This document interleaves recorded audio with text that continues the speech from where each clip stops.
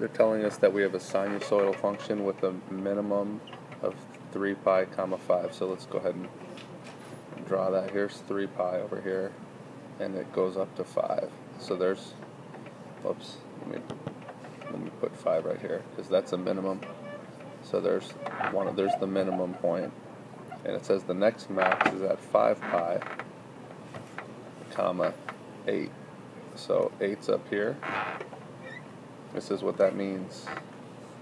If I draw in, this is a min, that's a max, so the next, remember what a sine graph does, it goes,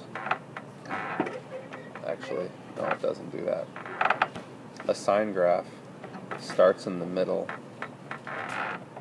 so it's going to start in the middle, so the middle of this would be 4 pi, and so backing off 1, it would be 2 pi. So it's going to start at 2 pi, going down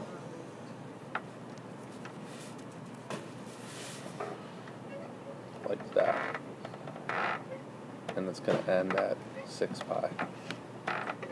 So they gave you the bottom and the top. Remember what a sine graph does, it starts in the middle and it ends in the middle, as opposed to a cosine graph which starts either at the top or the bottom and ends at either the top or the bottom.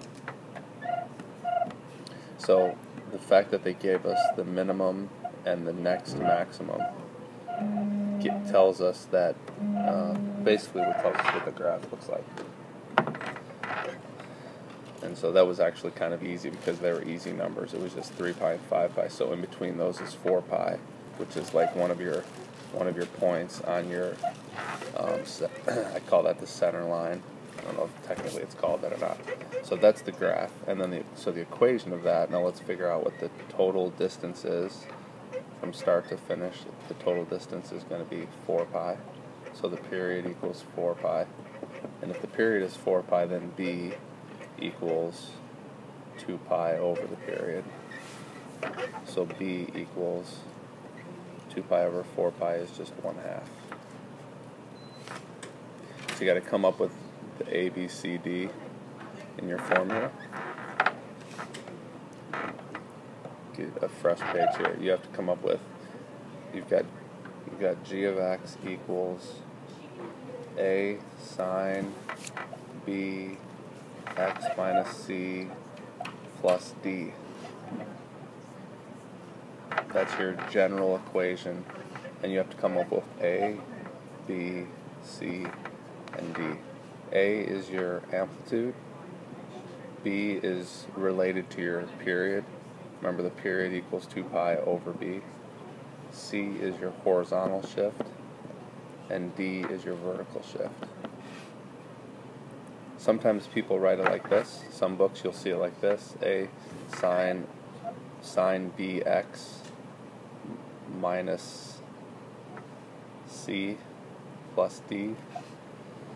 Sometimes that I don't really like, because then you got to factor out the b. I prefer for you to just think of it like this. It's essentially the same thing. Now your horizontal shift would be c over d. That's your horizontal c over b would be your horizontal shift, because you have to factor out the b. If your book does that, depending on which book you're using, some books do this, which I prefer, and some books do this. I won't get too much into that. Let's just go back to this and let's write the problem. So what's the period? The period we already talked about is 4 pi, so the b is 1/2. What's the amplitude? From top to bottom is 3, so half of that is the amplitude. A is the amplitude, which is half of the total distance of the graph. So 1.5 sine 1/2 total height. That's what amplitude is, because you're going up and down. So the a equals 1/2, and by the way, we're going to call it a negative 1/2 because it's starting going in the down direction. 1 and 1/2, right? Sorry, 1.5. Thank you. 1.5. A is negative. Let's just call it negative 3/2, so it's easier to look at. A equals negative 3/2. B is positive 1/2. C. Now notice what where I'm shifting, because I normally would have been here starting on the origin, but I'm shifting to the right 2 pi. This would So be C is minus 2 pi. C is just 2 pi. But look at my equation. Yeah. It's so in your equation it's going to be minus 2 pi, but C itself is 2 pi. And then finally D, how much am I shifting it up? Well, what's in the middle of 5 and 8? Add this. 6.5. Yeah, add that to 5. It's 6.5. So D equals positive 6.5. So here's your equation. See if I remember all those things.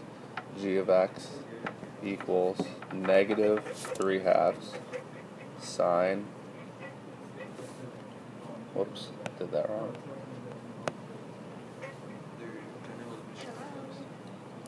Sine. What do we say B was? 1/2. 1/2 sine. You know what? I'm gonna write that under here. It'll be easier. Okay, thanks. Try that again. G of x equals negative 3/2 sine 1/2 x minus, what was my shift again? 2 pi. X minus 2 pi plus 6.5. Yeah. Plus 6.5. There's my equation. There's one of the equations. You could have also rewritten it by shifting everything, Yeah. starting it instead over, which could have been done as well. Because this is just going to keep going in both directions. So you could have rewritten it. Let's see, that would be 1 pi. That would be 0. So you could have rewritten it. This would be max would be right here at 1 pi, and this would be back here, and then the min would be right there.